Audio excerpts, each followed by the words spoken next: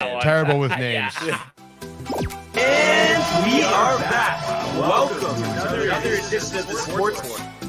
And we are back. We got the full crew in the house. That is what it's all about. The Yankees, out of any team in the league, are the best equipped to handle a blow like this. I think there is a higher power at play here. He's due law of averages. That dude is the ultimate scrub. It's trash. Yeah. Every person you have in there is fucking trash. Next game, you're going to see a big performance. You can see it in the end of the game, and I'm just totally stoked and excited for this. And we are back. Welcome to another edition of the Sports Port. And today it's the Barnes, Tony, and Dwayne joins us for the first time. How's it going, man? Fantastic. Thank you for having me. Yeah, a lot to talk about. Coming in hot, Tony, after a riveting Super Bowl. Riveting. How would you rate your Super Bowl Sunday, Tony? As the entire day, I don't know. Day kind of sucks for me. I was working in the morning, but I would say from the game on, I don't know. I guess it was maybe like a 7.5, dude. Okay. Well, what did you eat for dinner? So, as you know, I was gone for most of the day. So, Jay and I were both gone for most of the day. So, Harrison was doing most of the cooking at home. He made some pigs in a blanket, buffalo chicken dip. We had some stromboli, a nice, giant baked Bavarian pretzel. Wow. With some beer, cheese, Brian. So the food, there was plenty of the food, dude. It was a solid spread there. I heard you were having a great time over at your crib, dude. Yeah, had everything you can imagine. Remo's, wings, nachos, pork, cinnamon buns, apple pie. The ice cream, dude. The ice cream, and I'm probably missing still a couple things. So it was definitely a great time, a great game. For sure. How was your Super Bowl Sunday? Dwayne was in Stanford, actually. I was in Stanford for the first time. Oh, really? Okay. What'd you think? It was, there's bars everywhere. Yeah. I saw WWE headquarters for the first time. Nice, that was neat. nice. But a bunch of the pals and I went to the bar and just watched the game. Which bar do you go to? I honestly Doesn't remember. can't even tell you. Oh yeah. I was conscious, but I couldn't tell you exactly. There's too many bars. I was just there for the vibes. It was a good time. I got you. No, it's always a good time no matter where you go. So many options. Exactly. A couple comments. Dude, we had a few comments. A couple from Matthew says, "Can't wait for this," meaning the show, I would hope. What a time last night. What a game. And we got a comment from Donna Barnaby.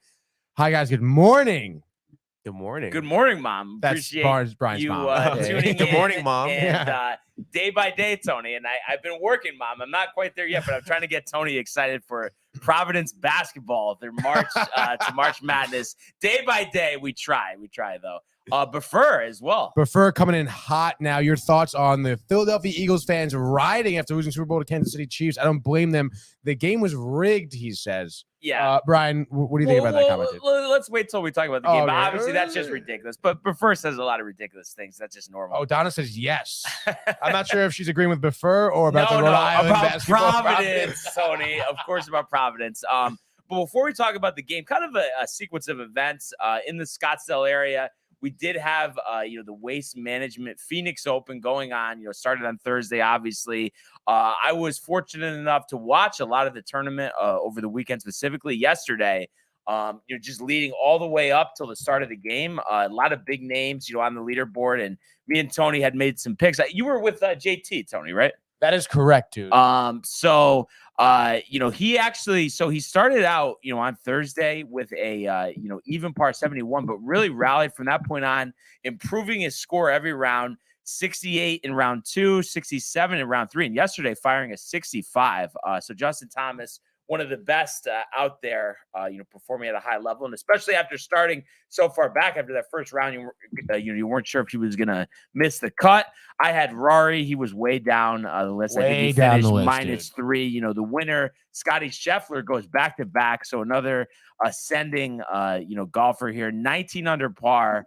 So his week was 68, 64, 68, and a bogey-free Sunday 65 there to edge Nick Taylor by 2. The Canadian, not as well known, of course, as Scotty, who's now world number 1 once again, and this is his 5th win the last 2 seasons. But a 65 there, so that he was, coming for him at 17 under, and then John Rahm. What else is new? Another top 3 for Rahm. He goes 68, 66, 68 68, and then JT went fourth, and a shout out to Jason Day. The former major champion, hasn't really won in a while. I think it's been 4 years at this point, but 12 under, very solid, 5th place. Wow. Opened with a 65, closed with a 68. And then Michael's guy, Ricky Fowler, also had a very strong week, kind of reemerging. Hasn't been eligible for all the majors the last couple of years, been getting in on sponsor exempts, but he goes -10, tied for 10th. So Ricky Fowler is back, and his week looked like 71, 66, 67, 70. So a great event. Just the fans, seeing them running in at 6 o'clock in the morning to start. I mean, there's really nothing like it for a non-major tournament too. Right. And then with this elevated purse, all the big names there. Are you into golf at all? Or Yeah, absolutely. Again, like Scotty Scheffler definitely showed out. Yeah. Jordan Spieth was in the mix. Yeah, so he's really been reemerging. He's been playing a lot like better golf recently. I was kind of into JT as well going to the weekend. He was definitely up there, but definitely a little disappointed in McIlroy's performance. Yeah. Only his second time playing the course, but you expected better. He said for whatever the way the bunkers are laid out, his swing, it sets up terribly. All of his shots kind of go right at where the traps are. But I mean, come on.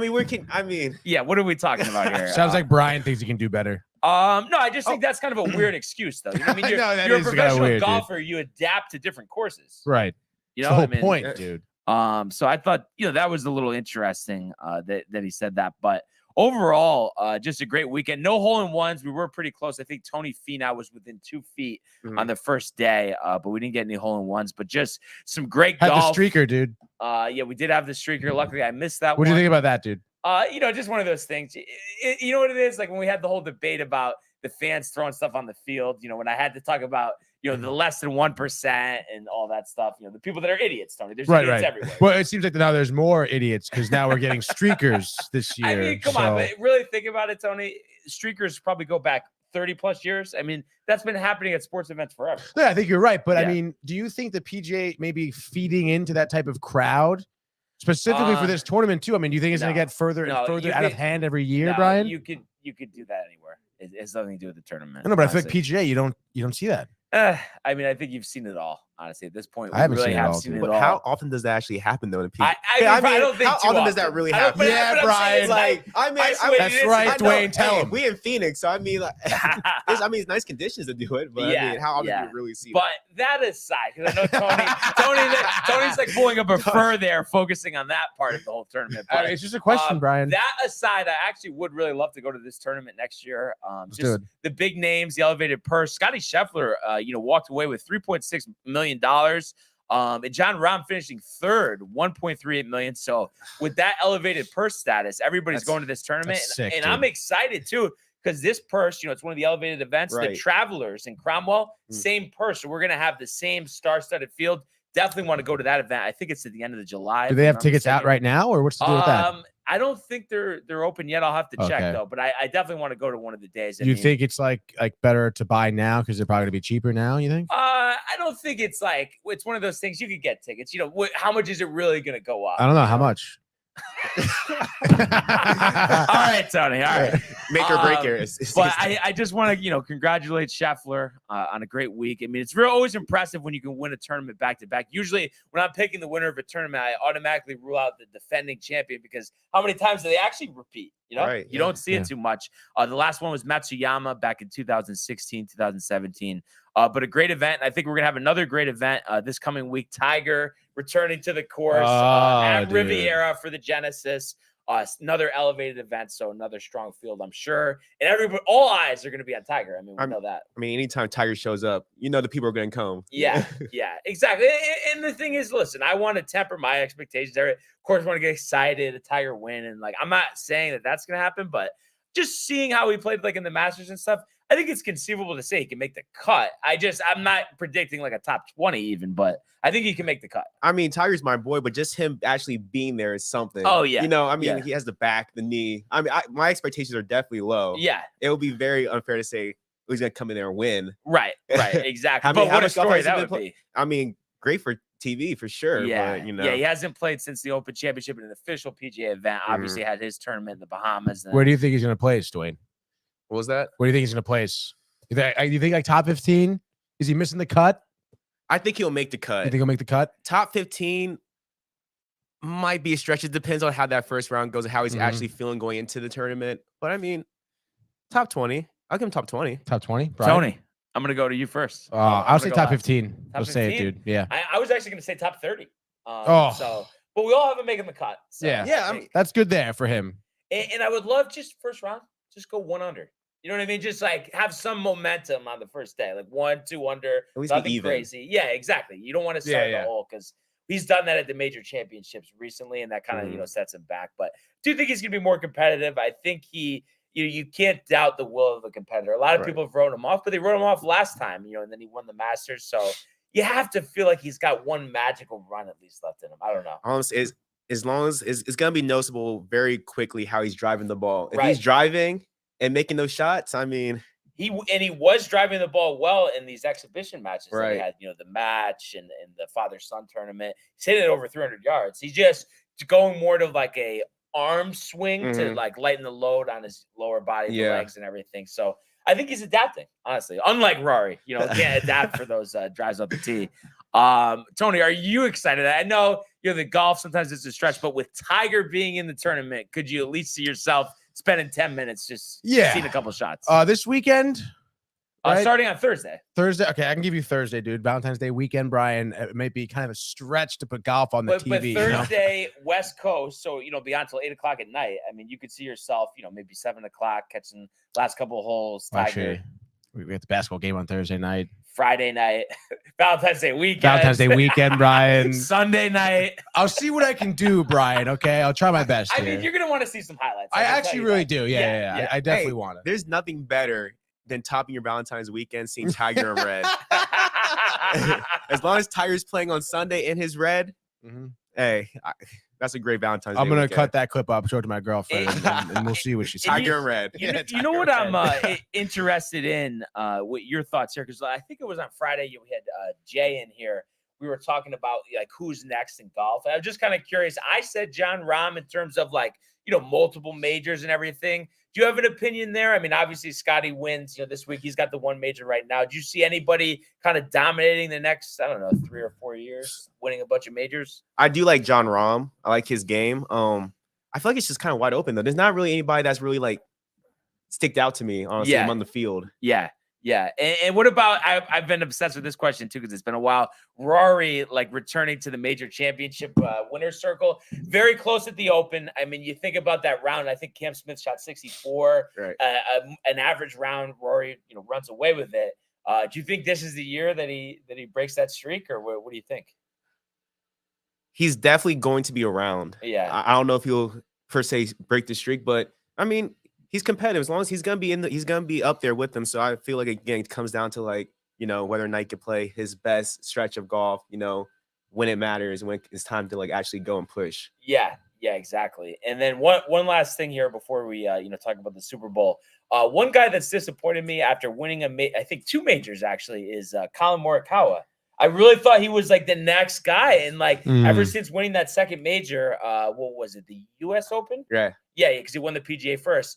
He really has been very inconsistent. I think he won one tournament, but like, why do you think that? Pressure? I don't know. Everyone was anointing him after Harding Park. Yeah, can't handle the pressure. Especially you had more eyeballs, I think, on that tournament since all the other sports, were paused because of the pandemic. So everyone really got to see firsthand. Wow, this guy is like just ripping apart this course. Tiger's struggling on it. I mean, I thought he was full of shit.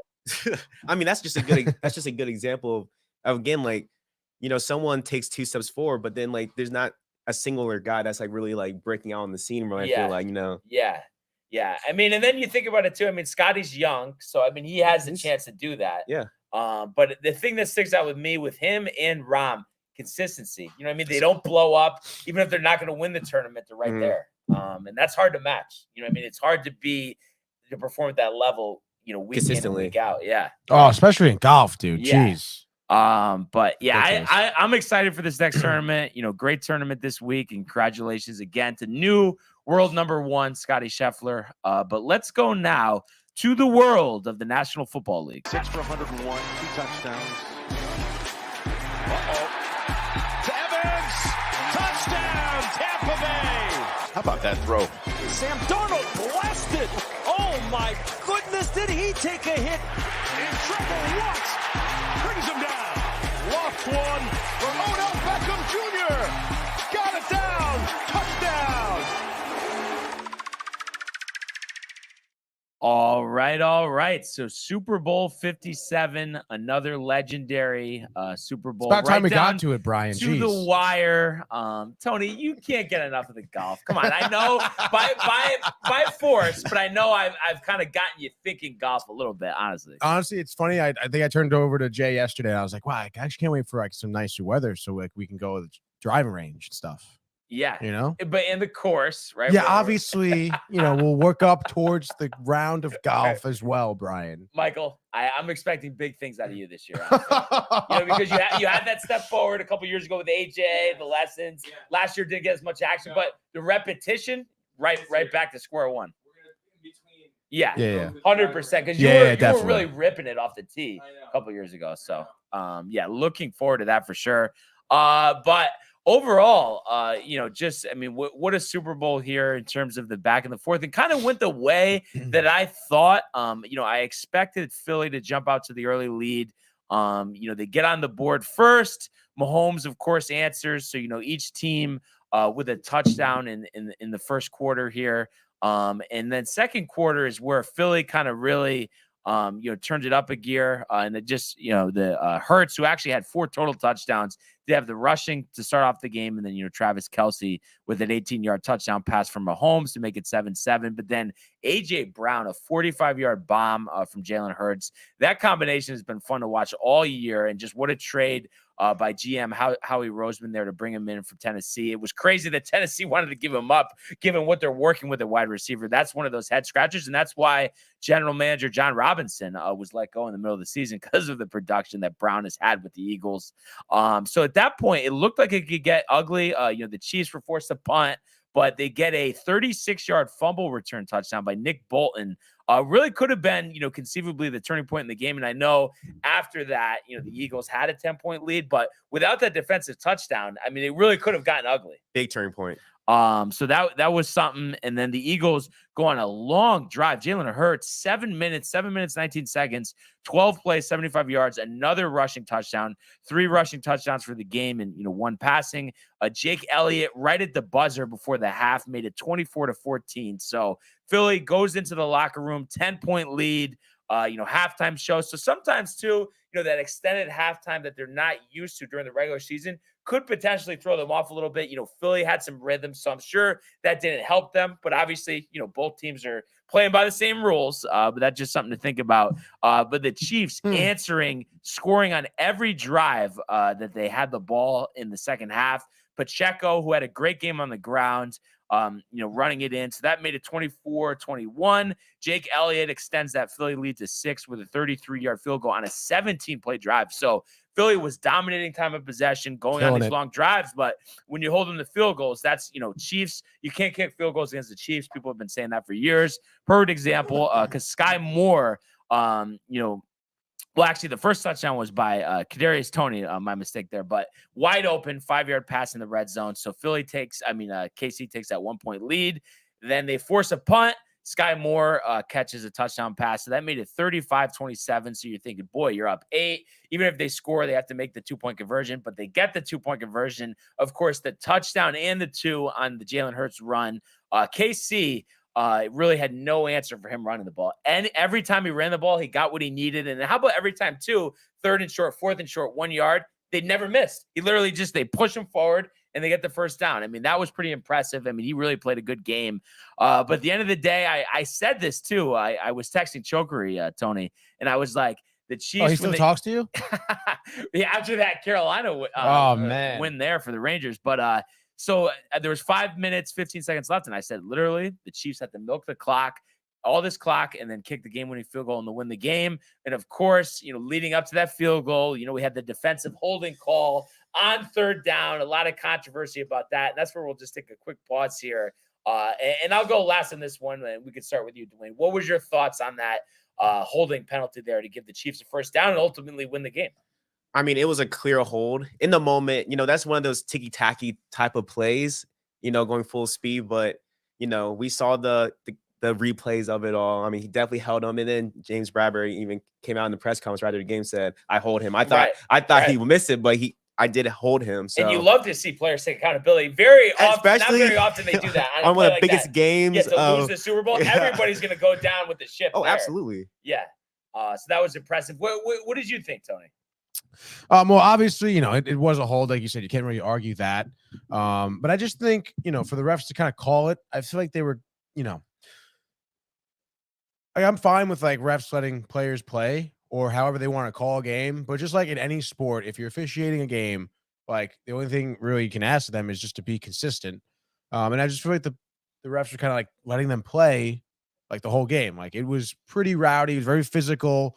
They were kind of letting everyone, like I said, play, like get away with certain things here and there. And then to call something so tight like that at the end of the game when it really mattered.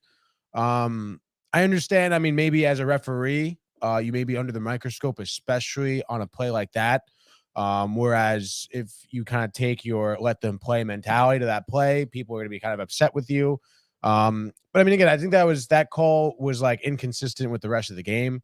But again, I mean, you can't really argue against it because it was technically a hold. So, I mean, it is what it is at that point. Yeah. I think it is ridiculous for people to cry about that because I understand it was a tough time to call it. But at the same time, if you're committing a foul, how about don't commit the foul? I mean, you did it. So obviously that was a key play in the game. But I don't think you could argue that. And I want to say, too, you really got to give props. I think it was Jerick McKinnon because Pacheco had got banged up. But kneeling at the 1 yard line there. I mean, how hard is it to just stop, like full throttle stop on the 1 yard line? We saw Bradshaw a few years back, go in by accident. That was the key in the game because then you gave Philly 8 seconds with the ball or 5 seconds after the kick return. So that sealed it. So really heads up play in the opposite of being selfish there. Because a lot of times players, I want to score a touchdown in the Super Bowl. They're not thinking about, but it's like that changes the game. The team has no timeouts. You got the clock. It's a prime example of perfect situational awareness. Yeah, absolutely. So, I mean, the Chiefs did that all game long. And then, of course, Bucker redeems himself. He missed that 43-yard field goal earlier. So a lot of, there was a lot of thought there. Oh, wow, is that going to cost them at the end of the game? But it doesn't. The Philly gets the ball back 5 seconds. They try a long pass, and it falls way short. It was kind of odd play there at the end. Very odd. But the Chiefs win their second Super Bowl in 5 years. Patrick Mahomes, another Super Bowl MVP here. Yardage totals weren't high, 182 yards, 3 touchdowns. But I think everybody could say, it's very impressive what he did. We saw him on that scramble, injure that ankle again. I mean, he was like shouting in pain. Looked very painful, but everyone said, no, he's going in. Started the second half, and he said it all week. He said, I'm playing through this no matter what he does. He leads them to the championship. And the fact, too, second half, really turning up his game, not getting stopped the entire second half. That was the difference in the game.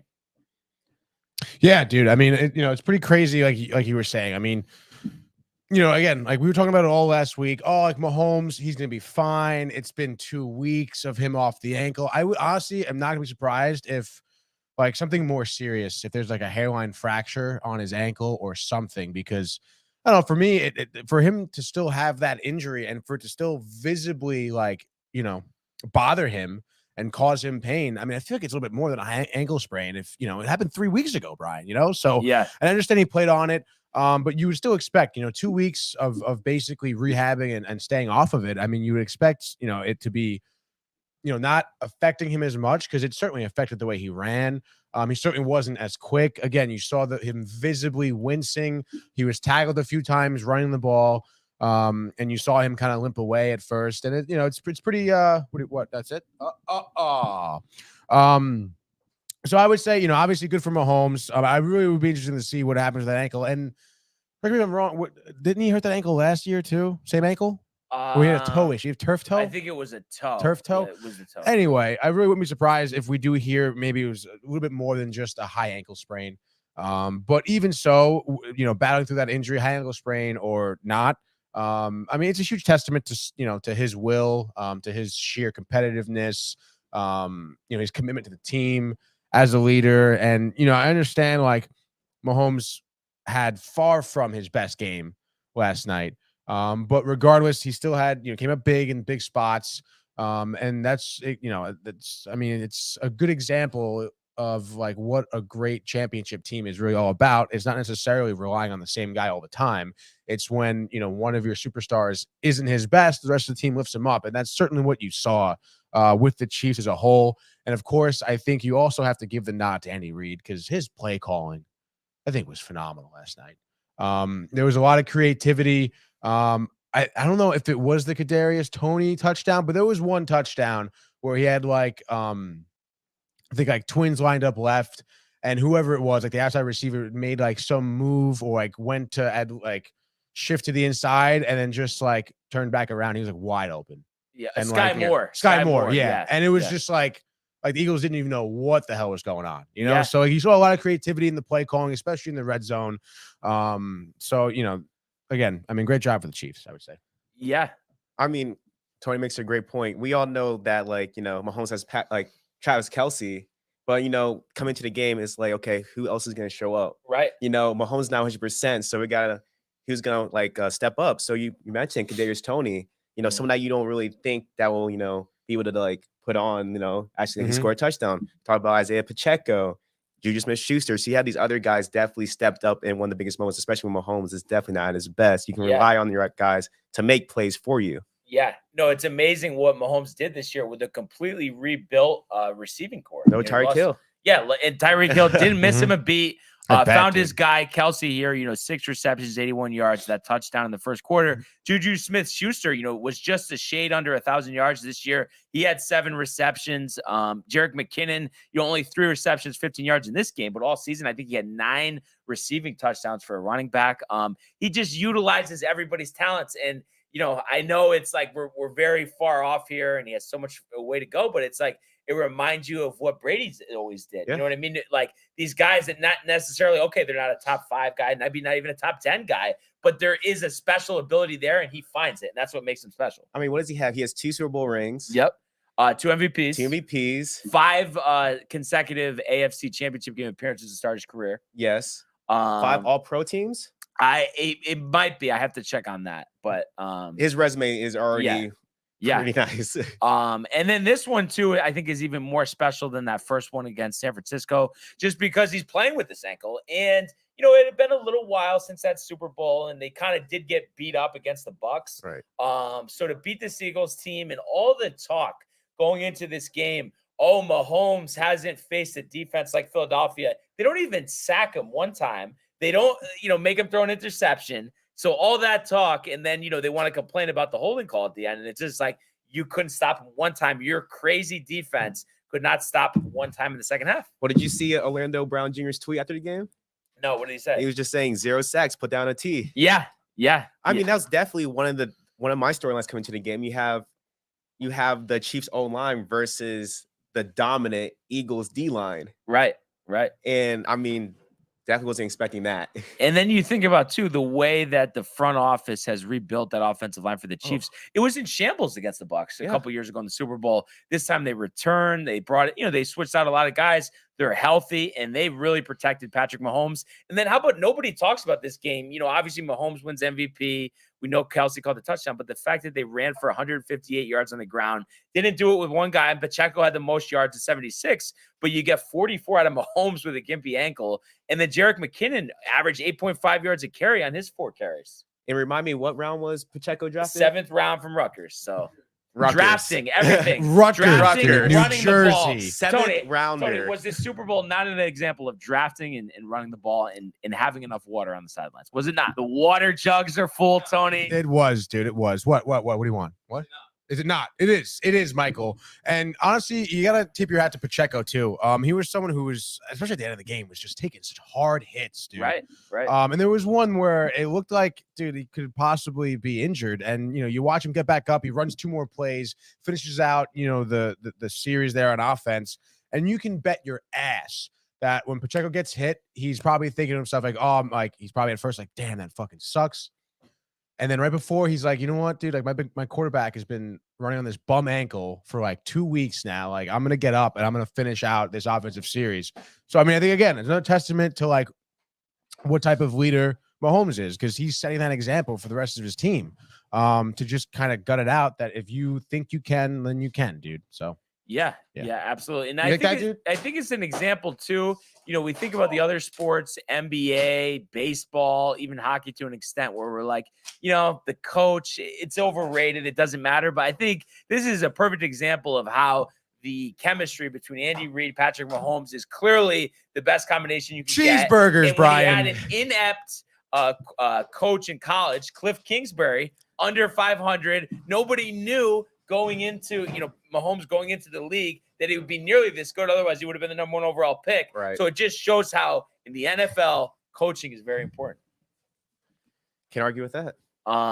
You know, so I just think it's interesting. And I think, you know, we may have a dynasty here on our hands. And I know, you know, they're going to have to switch out some of the parts. Obviously, Mahomes is going to be there for a while. Kelsey, you would imagine, you know, at most probably 3 seasons left. Maybe 1 or 2 at a very high level, but not going away anytime soon. Who's that? Travis Kelsey, you know, 33 How old is he? years old 33? now. Really?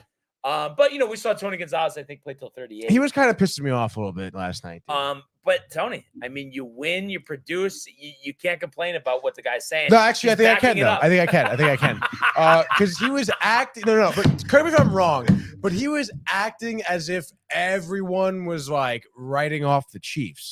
They were, though. But I mean, yeah. I mean, obviously, yeah, that's Public, what I mean, dude. The Who? public, in terms of the betting public, hammered the Eagles. And No, yeah, especially I know early in that. the week, Fair. caught up But- a little but he bit was- towards the, you know, the He start was of the saying game. the whole season. He's like, no one thought we could win the whole season. They all counted us out, dude. It's like, I like, think dude- there was more hype around the Bills and the Bengals. well, yeah, of for the course. AFC, You know, there was some, and even the Chargers, honestly. Chargers. there were some Chargers. questions, but you have like the best fucking quarterback in the league. Like, let's take it easy. Pump the brakes here, Travis. Everybody okay, didn't dude? think though that the you know, the Bengals and the Bills would come out of the AFC. All right, we had a That lot was of a comments to common get to. thought. We had a lot of comments to get to. Yeah, Michael. A lot of comments The to get to. bite from Friday. A lot We're of gonna comments go to back get the to, dude. archives. He said a bite. So let's hear some bites. Tony. What do we got You want to here? hear some comments, dude? All right, Yeah. so Donna, we'll skip prefers for now. Jay Bird visibly pissed off last night. Brian, I can't believe you called that ending. Did he put a couple shekels on the Eagles? Yeah, I think so, dude. Ah, He Didn't says, see but it. that penalty was very questionable. Nifty NFT Company says, "What's up, fam? Hope you had a blessed week. Let's make it a great Monday." let's go. Fucking Always A, appreciate, dude. Matthew- Nifty NFT. Matthew Gabriel, Chris Cole, that was ridiculous. ridiculous. Glad the Chiefs won, but brutal penalty call barely touched him, he says. Crazy the season is over. Dude, can't believe that the season's over, Brian. Unbelievable, Tony. It is. It really is, dude. But spring good- training starts this week, so we're pumped. Spring training, pitchers and catchers, dude. Let's go. Good for Mahomes. Beast playing through the ankle. Patty, he says. Boy. Also says he loves this show. It's the best, dude. Let's see. Oh, but first saying defense can touch a receiver in the first 5 yards. We've already determined it was Yeah. it was a foul. Yeah. I mean, that's it. I'm sorry. Chiefs receiver had no chance catching the ball, but that also doesn't really And matter, it right? wasn't he dude? wasn't throwing to that receiver. No, he was. He was? Yeah, he was. Okay. Yeah, Well, but it doesn't really matter regardless, anyway, though. Yeah, regardless. And then he says, cheeseburgers from Flipside, Tony. That's your favorite place. Flipside sucks, dude. Brian? I actually like Flipside. What? I heard Michael? good reviews on. Have you ever been there? I haven't, but I heard good Alright. reviews. I was Um, recommended. Listen, Michael says iffy too. He's a guy you can trust about food, especially in Fairfield.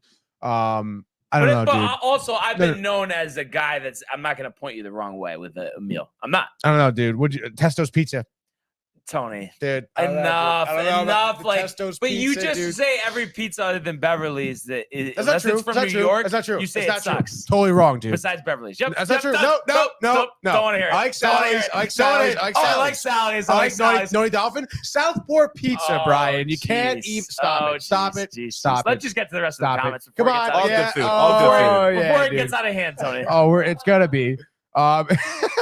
Jay Bird says the Chiefs were the favorites all year long. He says, I dude. think it went back and forth. I'm sure. Yeah, but obviously, like, a come good on, chunk dude. they Kelsey were, was talking about as but- if they were like, oh, not to the side. But how about this? The Eagles were favored, regardless if it's a short line. They were favored all week, so all 2 weeks. Anyway, dude. It's true.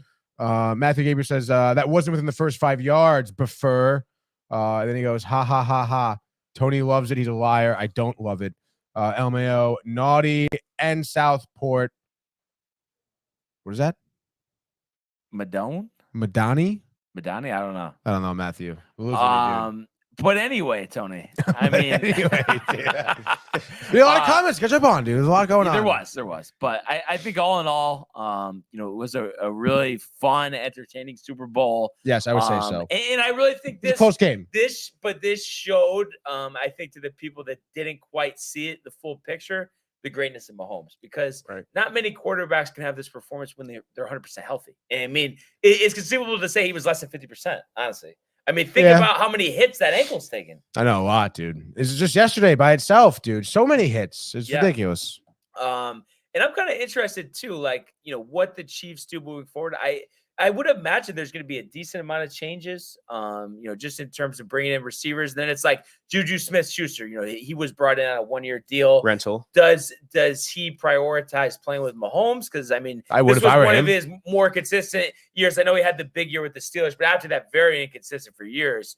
So does he just want another go with it with Mahomes? That's a question you have to ask. And then also, too, you would imagine Tony will be back. I will be. But you'd think that they're going to bring in a bigger name, whether it's in free agency, draft, trade. Could you imagine if they brought in someone like Michael Thomas? I know he's been injured the last couple of years. If he was healthy, but just a big receiver like that, it would be something. Or is this proof that they don't need to do that? I mean, look, when you're a great team, great players, you attract great players. Right. So, I mean, who's to say they can definitely reload as wide receiver position if they needed it. But, I mean, like you said, if Juju wants to win, he's staying put in KC. Yeah. No matter what cost. And I think he's still relatively young. So, I mean, why not have another year under your belt, Mahomes? You'd imagine next year the production would go up. He's 26, 6'1". He had 78 catches, 933 yards, 3 touchdowns was a little light, but that could clearly go up next year. 26. Yeah. I thought he was much older than that. For a minute. He came in at a young dude, that's age so out of crazy. USC. And had that one great year, but I could have went to the league. And then it's interesting too, like, does Jerick McKinnon come back? He's, I think, going to be 32 next year. Obviously, kind of old for a running back, but he was so productive. I mean, I don't think he'll command that much, but I think he'll be someone people are interested in. They're not going to give him, a decent amount of money. And then I guess you would expect Sky Moore and Tony to grow in their roles. And I really think, and I know it's a very small sample size, we haven't seen him get a lot of targets. I really think Tony could be like, I think so too, a perennial Pro Bowler if his head is on straight. That was a big pickup. I mean, look at that punt return he had too. He has all of the skills and talent. It's just for him, it's just staying healthy on the field. Healthy. I mean, just being available. I mean, he has the tool, and now he has someone who can give him the ball. Right. And I think how are you not motivated playing for the Chiefs? I know. You know your quarterback. You're not going to be tight at your quarterback. He's making all the throws you need him to make. Yeah, it's pretty funny because I feel like people were writing him off with the Giants because I feel like there's so many times where you see a player, especially a young one who's requesting a trade, complaining about like, oh, he's not getting a lot of targets. It's like, oh, dude, like you're young, like wait your time. Like all of a sudden you kind of get written off as having like a poor work ethic or a bad attitude, not a great teammate. And I think this is one of the rare cases where maybe he was right because you see him go to the Chiefs. He's getting more targets. He's performing better. He just needed to be put on a stage to kind of give him the chance to have that performance. And he did. He lived up to his hype. So good job for him, dude. Yeah, 100%. And I'm very interested to see, though, how they remake this team. And I would think maybe even more of a priority, because Mahomes will be able to make do with whatever he has, is getting some like shutdown corners. Because I think, you look at Smith, 7 for 100, Brown, 6 for 96. I mean, Hurts was able to get the ball down the field. So I would imagine they'd want some bigger physical corners. Because I think that's probably the least impressive part of the team for the Chiefs is the secondary. But you gotta give credit where credit's due. I mean, they have a young secondary. I mean, right, how many rookies were on that? I think 3 because they had injuries earlier. Exactly. In the year, So I think because that was definitely a concern heading into this game. You mean you have like these dominant wide receivers on the Eagles going against this young secondary. But I mean, throughout the season, I mean, they got battle tested. I mean, they got that experience. So definitely, this could be a case that they might look into to like obtain some like veteran leadership or some veteran experience. Through like the offseason, but I mean, they definitely showed out. I mean, experience, you can't teach experience, right? Another year in the system, you'd imagine, Spags would be back at D coordinator, and we've seen guys be highly successful in that system. You look at the defensive line Frank Clark, and obviously Chris Jones with a massive year this year. So be interesting to see how they rebuild the team. And I'm really interested too on the other side of the field. Jalen Hurts just completed his 3rd year in the league. Maybe if he doesn't get injured down the stretch, he actually wins MVP. He's in the last year of his rookie deal, 2nd round pick, so not getting the big money. So pretty much the precedent in this situation is there's no way he plays under the last year of that deal, and he's going to get some type of extension. And I'm just curious what you guys think. Obviously taking a big step forward this year. The other 2 years, kind of questionable. Not sure if he's the future quarterback, obviously after leading them to a Super Bowl. And we know Eagles won this game. He was going to win MVP as well. All of that being said, I mean, what do you guys kind of cap out as far as money for Hurts? Do you feel like it's whatever it takes for the Eagles at this point? Or do you think that, you shouldn't touch like $40 million a year, let's say, on his annual salary? I mean, just look at this season. I mean, how many games did they lose this in the regular season? So they 4, 3, 3, and then 2 he was injured. Yeah, exactly. So 1 with him as starter. So it's pretty clear and evident how much he means to this Eagles team, not only just on the field, but also leadership wise. I mean, again, he literally played a perfect game except for fumble. But I mean, responsible for 4 TDs, rushed for 3 TDs. I mean, he practically carried the Eagles throughout the whole game. So he's definitely gonna get paid. I mean, he's definitely cemented what he means to the Eagles and what he can show moving forward. Yeah. I mean, he's 24 years old. Obviously, I think the only thing, the only question that's going to come up here is just, does he rely on the running too much? We saw, 3 rushing touchdowns in the Super Bowl, 2-point conversion, has 23 rushing touchdowns last couple of years. But I think he did take that next step forward with the passing. So just like any mobile quarterback, I think the whole thought process moving forward is going to be smart runs. You know what I mean? So that might result in less rushing yards, but I think he's shown, I mean, especially with Brown and Smith down the field, not to mention Goddard, he'll be just fine, passing more than running going forward. I mean, like you said, running quarterback. Yeah. I mean, can you invest all your chickens in a running quarterback? Right. You look at, similar like Lamar Jackson. Yeah. I mean, great, but can he be on the field? Yeah. So again, like you said, Hurts definitely improved in the passing game during the season. But again, there's smart runs. He gets banged up a lot. He's a big guy, but he's not invincible to all those licks and hard hits and constant grind every single week. Yeah. I mean, I think we also forget that, Jalen Hurts was also hurt going into this playoffs, into this game. I mean, his shoulder was certainly not 100%. Right. You heard him say that. And I think, the last play of the game last night was kind of a testament as to like, maybe his shoulder was kind of like screwed up, dude. I mean, he threw the ball like maybe 40 yards, I think, on that play, right? Like, he really couldn't swing the ball clearly. But I mean, look at his year, I think he only had something like 6 interceptions. Yeah, 22 touchdowns, 6 picks. Yeah, so I mean, like I would say that's great. I mean, you look at some of the premier quarterbacks I think in the league, like maybe that's like middle of the pack, I guess, but still, I mean, just 6 interceptions. I think Dak Prescott we know had like 13, I think, or something like that. Even Josh Allen too, his interception 15, rate, I think. yeah, it went up this season as well. For someone as young as he is to be able to control the ball and not turn it over as much, I mean, that's a huge testament to his ability as well. Of course, it is unfortunately fumbled, last night, which ended up in a score, but almost happened twice actually, right? But it's pretty unfortunate that happened. But I think all in all, he's a young quarterback who you can kind of envision yourself having him long term. So I say whatever it takes to keep him on the team, keep him. Yeah. And you hit with a 2nd round pick. You draft him at a time where you almost saw him as like a gadget player, because Carson Wentz, was not that far removed from leading to a Super Bowl. We know how quickly that changed. So just kind of interesting to see what Philly does moving forward, and just it's going to be a fun offseason. A lot of the quarterback carousel obviously is going to be the biggest thing. So just between trades and draft, and we can't wait for that. I did hear too, Carr basically is going to get released because he refused to drop his no trade clause. So he basically just wants to be an unrestricted free agent. And I know because he was meeting with the Saints, but I think the whole thing is he wants more leverage, that he can get as much money as he wants and not tied down to whatever the Saints wanted to restructure his contract to. Let me ask you, who do you see landing Carr? It's sleeper team that actually has gotten mentioned recently. I know a lot of people are calling for a retool, but it's Tampa Bay Bucks. Really? Because you think about it, Godwin will be there, Evans will be there. So you think about just those guys. I mean, and then you rebuild the offensive line. Not a terrible place to be. I mean, there is talent on that team. They do need to retool a little bit, but I know everybody's always big on like the the complete teardown. But I've always been someone that feels like you could do both at the same time. You could move forward with development, but also have veterans that are going to be there short term. It doesn't need to be a complete bare bones operation. That's how I look at it. I don't know if you think that makes any sense, but no, absolutely. I just see the Saints being a perfect fit for him, especially like how they like to just like distribute the ball. They have a lot. They have, I mean, you have Chris Olave. Yeah, Olave's big. A lot. Big. It'll be interesting to see though. Is Thomas back? I mean, it seems like I don't know. They're probably tight. He's probably tight. It might be just best for both to kind of move in a different direction. I can see it playing out that way. Yeah. And then you have Kamara. Is he still going to be strong? So I think too. I think he more would have been more motivated to go there if Sean Payton was still there. Dennis Allen, I mean, as the head coach, I don't know about that. I know they saw Pete Carmichael on the staff.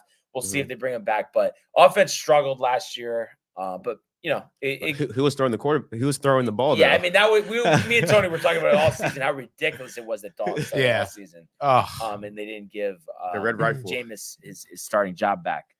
So that being said, we'll track the off season, and when news comes up, we'll bring it to you. But for now, let's go to the world of the National Hockey League. Here's Matthews. Scores after goal. My goodness, this is a great shot. Big hit on the far side by Picard. He flattens Jordan Stahl. Oh my goodness.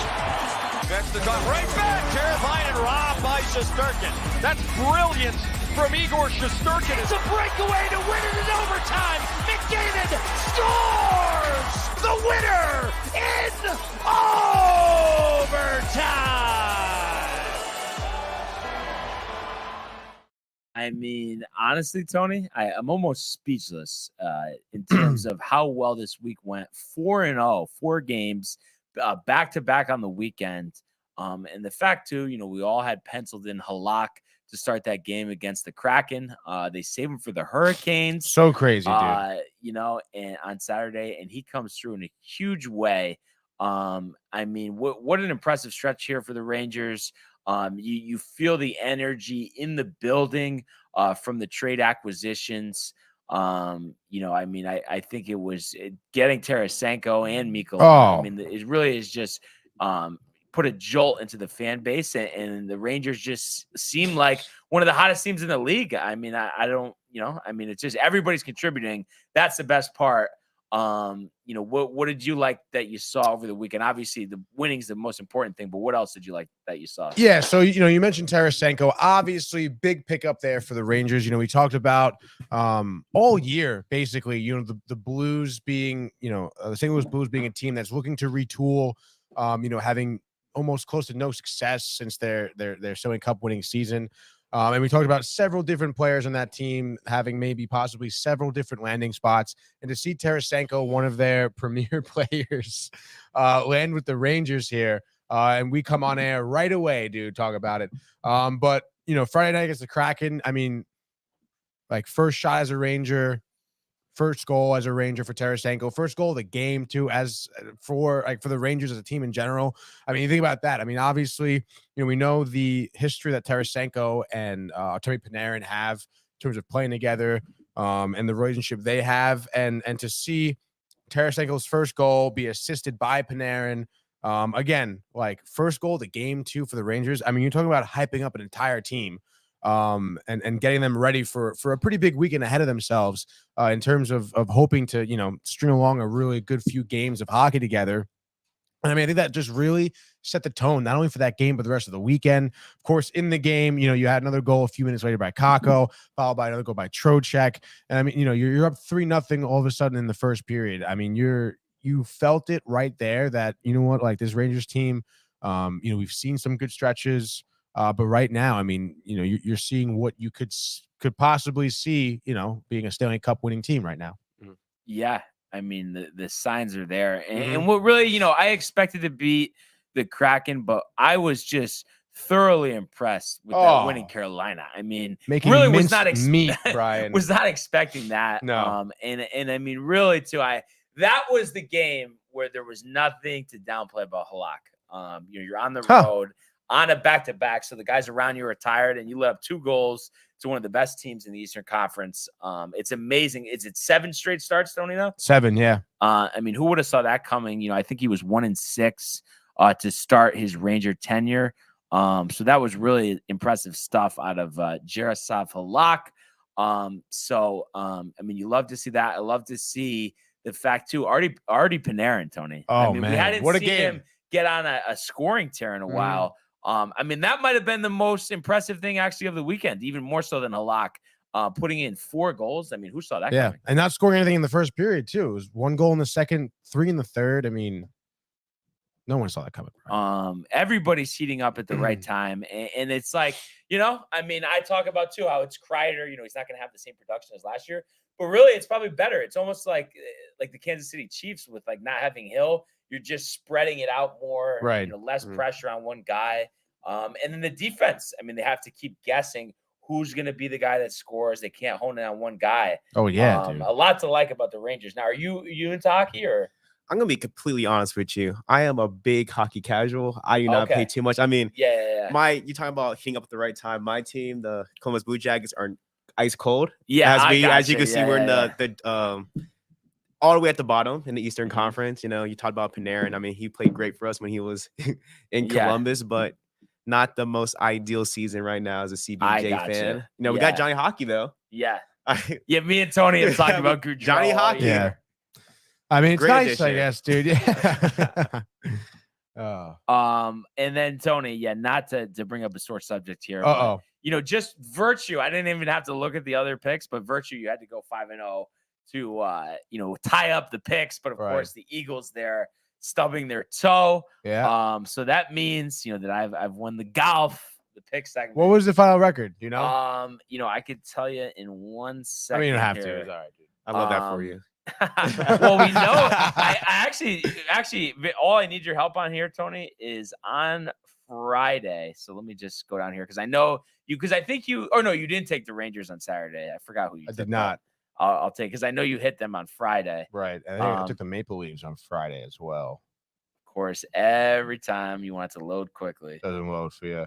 I want to say I don't even know who I took on Saturday. I think it was just one pick. Okay, so you had Maple Leafs. So Rangers, Penguins, Maple Leafs. Rangers, Penguins. Yeah, and then Maple Leafs Saturday. Penguins won, Rangers won Friday. Saturday, the Leafs lost, dude. So that did it in already. And that then sucks, dude. I had Maple Leafs on Friday, Coyotes, Oilers. Oilers won. 32 for you. Coyotes 35. lost. Maple Leafs Friday? Won on Friday. So 36 to 32. That's all right. Dude. Close though. Yeah. Time for a new pick segment now. That's right, dude. I guess we'll go to what? Start at opening day for baseball? Yeah. Okay. And let's see. Today we have 5 games. So we go 2 and a common. What do you want to start out with? For me, dude. Ooh, dude. Tough slate tonight, dude. This Monday after the Super Bowl. You know what? I'm taking an underdog tonight. Give me the Red Wings over there in Vancouver. I've been taking them kind of here and there. We know Ville Husso's having a solid year. So is Dylan Larkin, pretty decent. Vancouver, obviously, we know Bo Horvat is not there anymore. Elias Peterson has been kind of getting shut down his past few games, I feel. Besides having 64 points in the season. I just feel like Detroit, too, as of recently, pretty solid play. They won 3 of the last 5 games, actually beating Vancouver in the 11th 5-2 pretty handily. So you know what? Give me around the same score. I'm going to say 6-3 here for the Red Wings. Wow. That's aggressive, Bang, dude. honestly. I am an aggressive man. So I'm going to take the Panthers over the Wild. Ooh. I know that it's been a tale of 2 seasons for the Panthers. Great then terrible.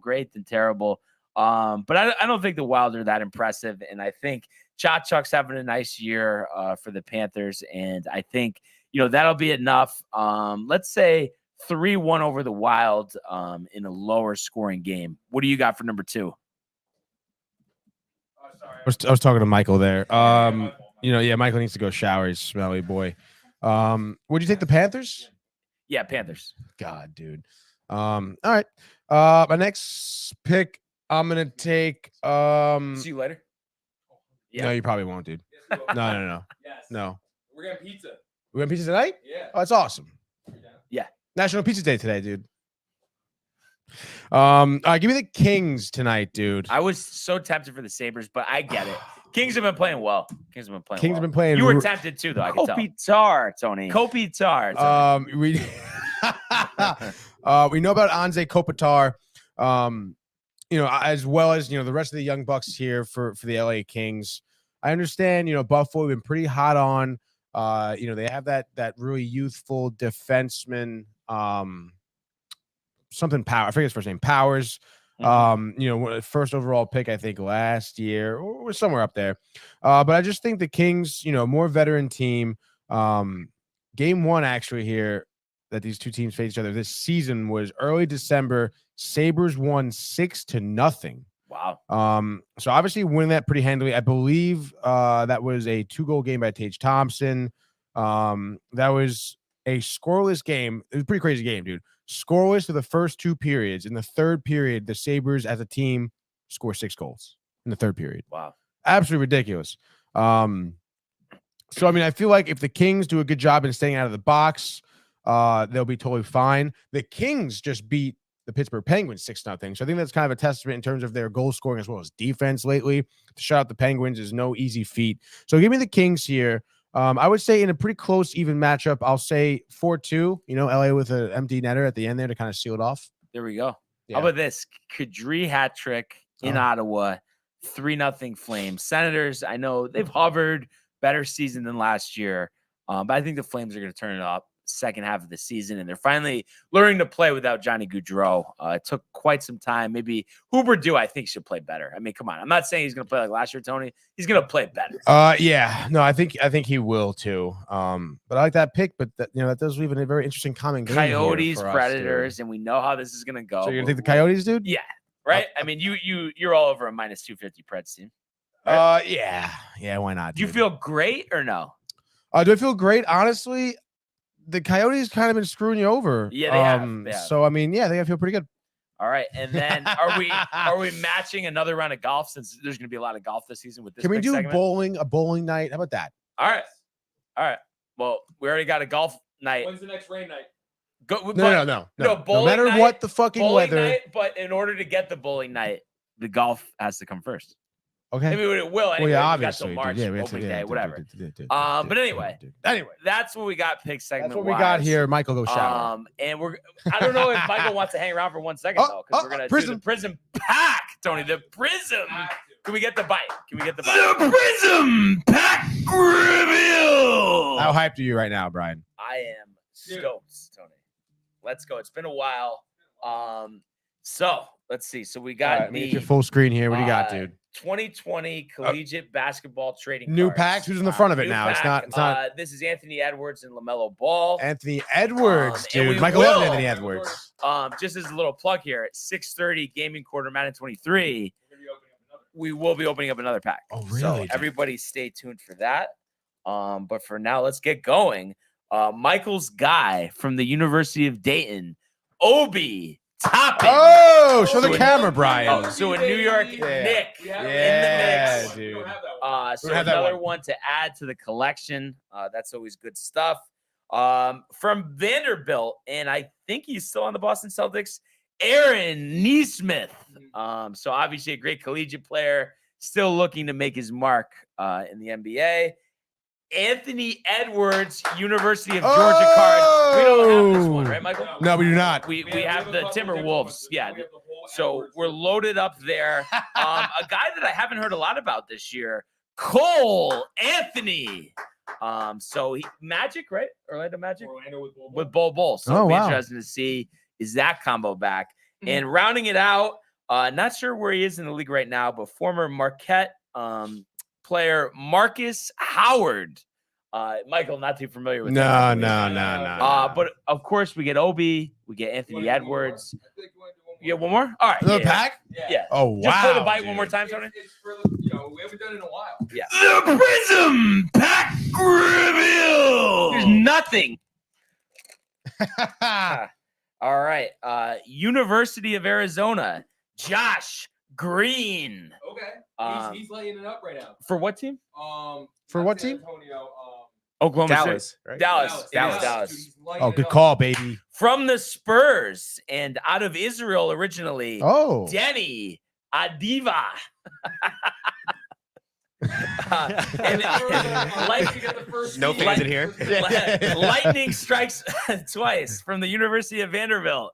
Aaron Neesmith. Yeah, baby. This card actually does look sick, That though. does look sick. Show the camera, dude. We should... Here's the camera. There we go. No, the camera, not the TV. Yeah. Great. Uh-oh. From Iowa State, Oh, and currently a Indiana Pacer, Tyrese Halliburton. Nice. So we've always been big Halliburton people All-star. over here. All-star Yeah, year. all-star. Yep, absolutely.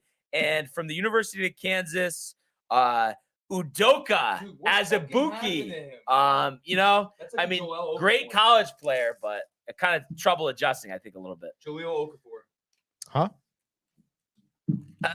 Doesn't that remind you of Jaleel Okafor? I think Jaleel Okafor got robbed of a career. He could have been okay, Really? Michael. I know. Yeah, not where he was drafted, but he Yeah. could have been. Oh. He could have been an average starter. I really do believe that. Average. What happened to him? But you know, Looking you're for going to be average. overshadowed by Embiid. He was just not good? That's just what happens. Oh, he went to Sixers? Um, And wasn't he a Piston originally? Big Max? no, he might have went there after. Okay. But yeah, You got Um, him, Nerlens, and Joel.